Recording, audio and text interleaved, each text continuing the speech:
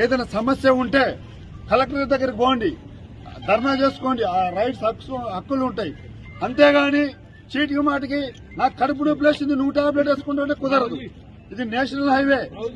Number of vehicle 10 నిమిషాలలో 4-5 కిలోమీటర్లు ఉంటుంది. మనకు తెలుసు కర్నూలు నుంచి హైదరాబాద్ కు ఎంతమంది పేషెంట్లు హైయెస్ట్ ఫాస్ట్ గా వెళ్తుంటారు. ఒకటి గ్రీన్ ఛానల్ అని కూడా ఉంటుంది, అంటే ఊపిరితిత్తులు కిడ్నీలు తీసుకుని 120-140 మీద వెహికల్స్ పోతుంటాయి. నీకు చిన్న సమస్యకు నువ్వు రోడ్డు ఎక్కితే జీవితం పోతుంది ఆడ. ఇదే లాస్ట్ అండ్ ఫైనల్ మీ అందరు చెప్పేది. మీ సమస్యలు ఉంటే ఇక్కడ ధర్నా చేయండి, లేదా కలెక్టర్ దగ్గర పోయి మీ హక్కులు సాధించుకోండి.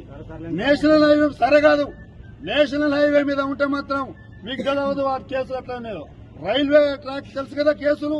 ఈడ కేసు అయితే మిమ్మల్ని దేశంలో ఉన్న అన్ని రాష్ట్రాల్లో తిప్పుతారు. నేషనల్ హైవే మీద కూడా అదే కేసులు అవుతాయి. ఇలా గద్వాల కోర్టు ఉండదు, ఒకసారి ఢిల్లీ పిలుస్తాడు, ఒకసారి కలకత్తా పిలుస్తాడు, ఒకసారి హైదరాబాద్ కి పిలుస్తాడు. మీకున్న ఆస్తులు అమ్ముకున్నా కూడా తిరగడం చేత కాదు, రాకపోతే 2వ రోజు అరెస్ట్ చేసి చేయలేమంటాడు. దయచేసి మీకు రైతులకు మీకు తెలియదు కాబట్టి మరీ చెప్తున్నా, మీకు సమస్య ఉంటే ఈడ కూర్చోండి, కాటన్ మిల్లు బంద్ చేసుకోండి, లేదా కలెక్టరేట్లోకి వచ్చి కలెక్టర్ గారితో మాట్లాడండి. నేషనల్ హైవే మీద ఎక్కేసి నీకు చిన్న సమస్య ఉంది, మాచరేజర్ ఉందని ఎక్కితే వాడి ప్రాణాలు పోతే ఎవరు రెస్పాన్సిబుల్? రేపంచే 2 కానిస్టేబుల్ వీడియో పెట్టేసి ఇక్కడ పెట్టండి. ఎస్ఐ గారు ఏమి చేయొద్దు, నువ్వు వీడియోది ఎంతమంది చచ్చిపోయినా ఏం లేదు. ఆ తర్వాత వాళ్ళేదో చూస్తారు.